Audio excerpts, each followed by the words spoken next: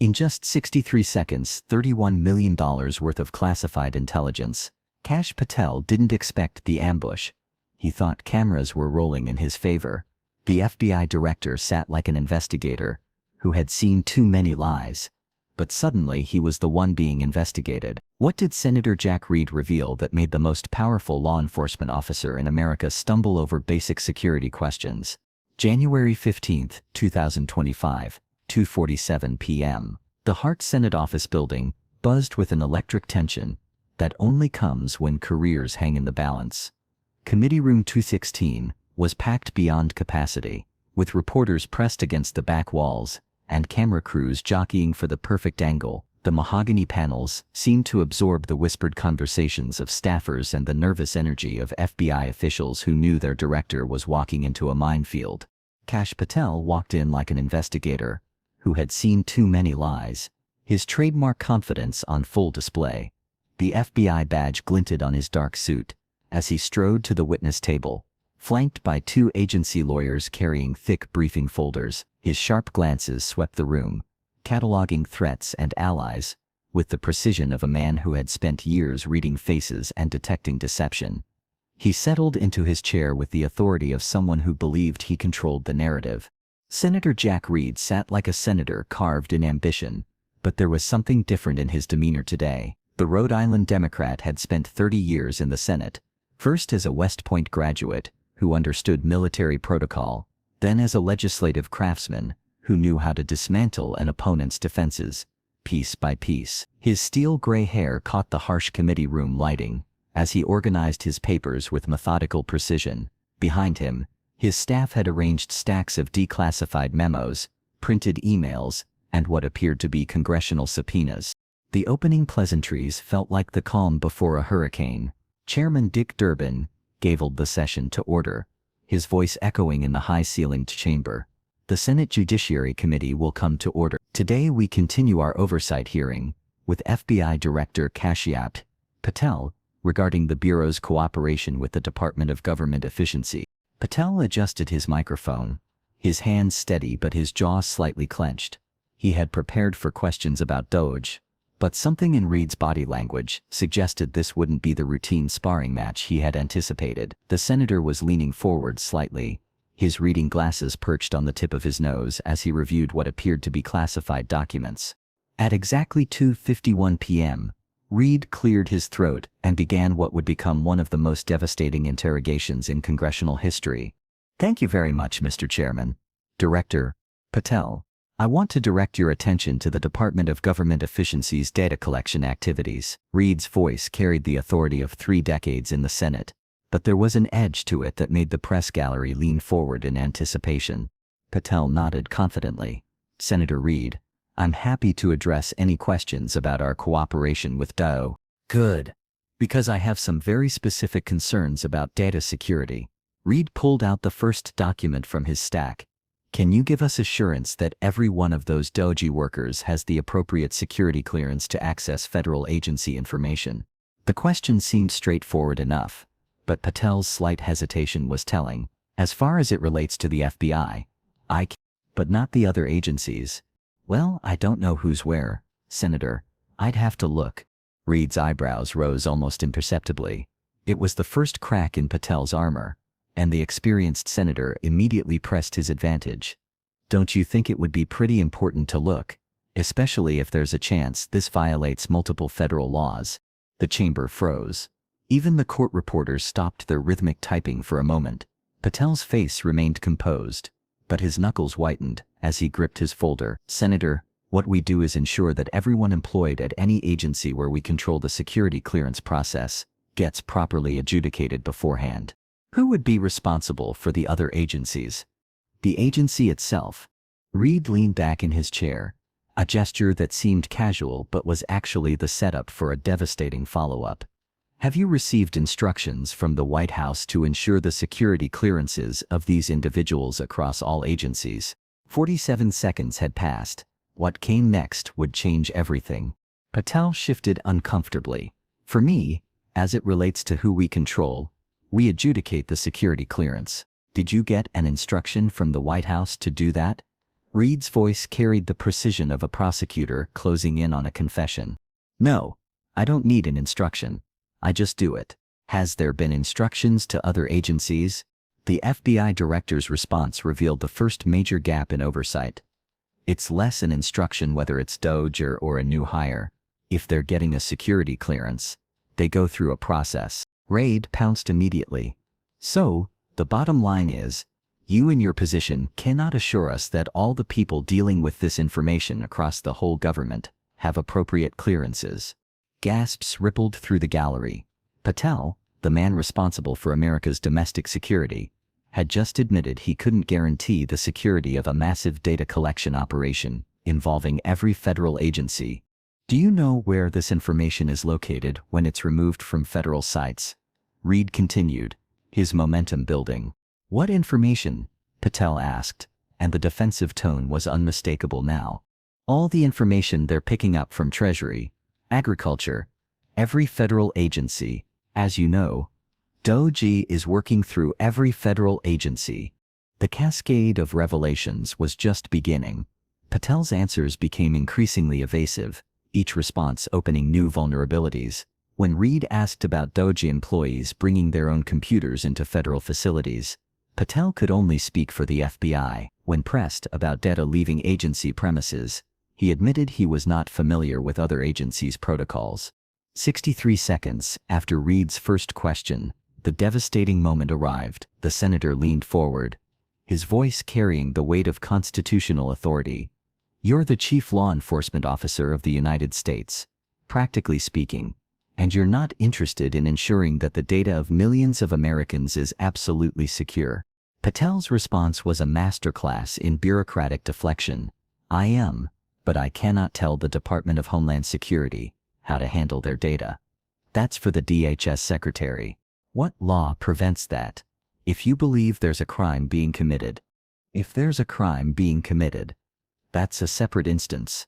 Reid's final assault was surgical in its precision. He wasn't asking about hypotheticals anymore. He was talking about DOGE, which is operating every day, collecting information, putting that information together with what I think is malicious intent. The senator's voice rose as he delivered his closing statement. It could be used to defraud Americans. It could be used to interfere with our voting systems. If we don't get a handle on it now, and you're the chief federal law enforcement officer, I think we're going to see very adverse results.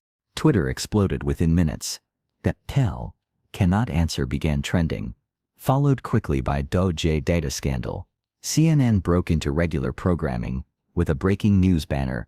FBI Director admits cannot guarantee security of federal data collection. Fox News found itself in the uncomfortable position of trying to defend an FBI director who couldn't answer basic oversight questions. In the gallery, FBI agents exchanged worried glances. Their director, the man who had promised to restore integrity to the Bureau, was being systematically dismantled by a 78-year-old senator who had done his homework. The optics were devastating. Patel looked unprepared, defensive, and worst of all, unaware of potential security breaches happening under his watch. The immediate aftermath in the hearing room was telling.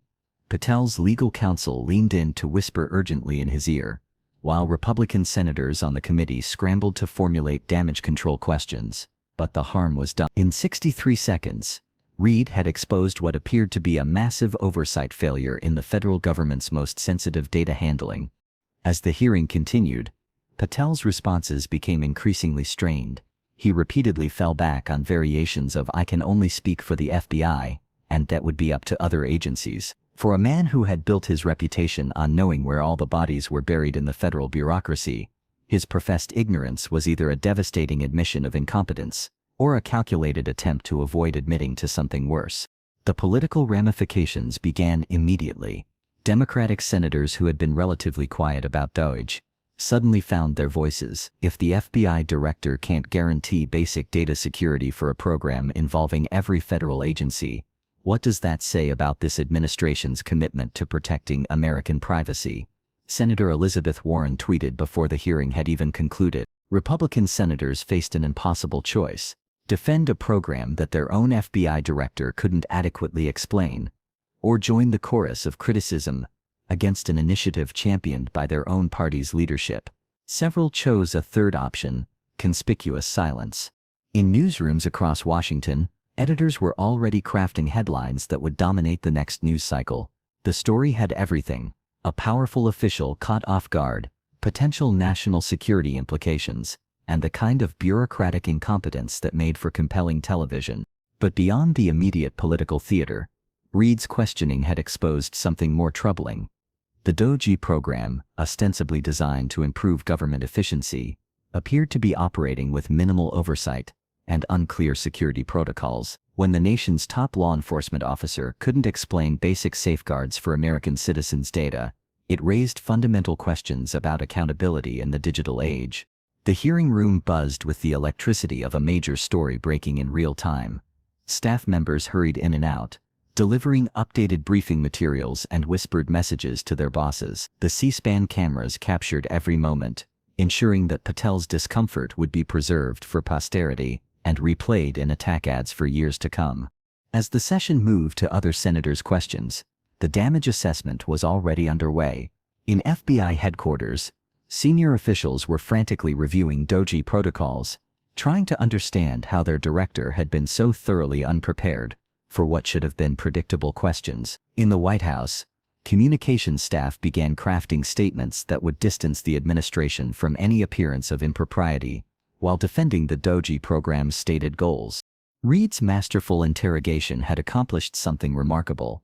In just over a minute, he had transformed what was supposed to be routine oversight into a potential constitutional crisis. The senator from Rhode Island, using nothing more than careful preparation and precise questioning, had exposed the soft underbelly of an administration that prided itself on strength and competence. The lasting impact of those 63 seconds would reverberate through Washington for months. Congressional investigators would demand documents, inspectors general would launch reviews, and civil liberties organizations would file lawsuits. But the immediate damage was already done. America's top law enforcement officer had been caught unable to guarantee the security of American citizens' most sensitive data. Sometimes the strongest weapon isn't a badge or a subpoena, it's truth revealed through persistent questioning at exactly the right moment. What happens when the guardian of American security can't answer basic questions about protecting that security? If accountability can't survive simple oversight, was it ever real? The most devastating moment came when Senator Tom Cotton, usually a reliable defender of law enforcement, shifted uncomfortably in his seat. The Arkansas Republican had planned to use his question time to praise Patel's reforms, but Reid's demolition had changed the entire dynamic. Cotton's staff was frantically rewriting his talking points, knowing that defending an FBI director who couldn't explain basic security protocols would be political suicide.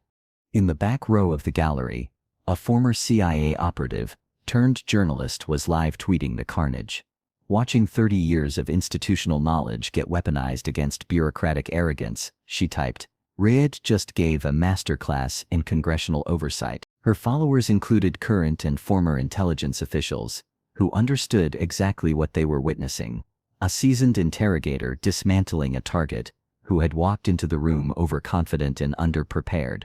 Patel's attempts at recovery only made things worse. When he tried to pivot to the FBI's cybersecurity successes, Reid cut him off with surgical precision. "Director, I'm not asking about what you've done right. I'm asking about what you don't know is going wrong." The silence that followed lasted 4 excruciating seconds, captured by every camera in the room. Behind the scenes, FBI Deputy Director Paul Abate was fielding frantic calls from field office directors across the country. "What the hell is happening up there?" demanded the special agent in charge from the New York office. Abate had no good answers. The Bureau's most senior leadership was watching their director get eviscerated on live television, and there was nothing they could do but wait for the bleeding to stop. The immediate political calculus was brutal. Within an hour of Reid's questioning, the Republican Study Committee had quietly postponed a planned press conference supporting DOGE reform. Senate Minority Leader Mitch McConnell's office issued a terse statement saying they were reviewing the testimony with interest.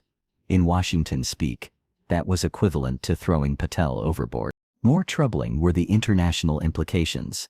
Allied intelligence services, already wary of sharing sensitive information with an administration they viewed as unpredictable, began asking pointed questions about American data security. A British intelligence source, speaking on condition of anonymity, told Reuters, "If their own FBI director can't explain their security protocols, how can we be confident in their ability to protect information we share?" The afternoon's remaining testimony became a parade of damage control. Republican senators lobbed softball questions designed to let Patel rehabilitate himself, but the FBI director seemed shell-shocked. His trademark rapid-fire responses had been replaced by hesitant, lawyerly deflections that satisfied no one. When Senator Lindsey Graham asked him to explain the FBI's robust oversight mechanisms, Patel's answer was so convoluted that Graham himself looked confused. By 5 p.m., as the hearing concluded, the political obituaries were already being written. Patel's painful day, read the Politico Playbook preview. The Washington Post's breaking news alert was more direct. FBI director struggles to explain security protocols in heated Senate exchange. But it was the New York Times analysis that captured the broader implications. When America's top cop can't answer basic questions about American security. The most damaging footage came from the final moments of Reid's questioning, when the senator's voice carried the righteous indignation of a man who had served his country for half a century. "Director Patel," he had said, his words echoing in the suddenly silent chamber, "the American people trusted you to protect their most sensitive information. Today, you've admitted you can't even guarantee who has access to it." The camera caught Patel's face draining of color, a moment that would be replayed endlessly on cable news. As senators filed out of the hearing room, the real work began. Reid's staff was already preparing follow-up letters demanding detailed security protocols from every agency involved in DOGE operations. Congressional investigators were crafting subpoenas for documents that Patel had claimed he wasn't familiar with. Civil liberties organizations were updating their pending lawsuits to include the day's revelations. The human cost was becoming apparent too. FBI agents in the field began reporting that their sources were asking uncomfortable questions about data security. "If your boss can't explain how you protect information, why should we trust you with ours?" One confidential informant reportedly asked their handler. The Bureau's carefully cultivated relationships with foreign intelligence services faced similar scrutiny. In the hours following the hearing, Patel's inner circle at FBI headquarters resembled a crisis management war room. Senior executives, huddled in secure conference rooms, trying to craft responses to the dozens of congressional letters already being drafted. The director himself remained largely silent, reviewing transcripts of his testimony with a team of lawyers who looked increasingly concerned with each page.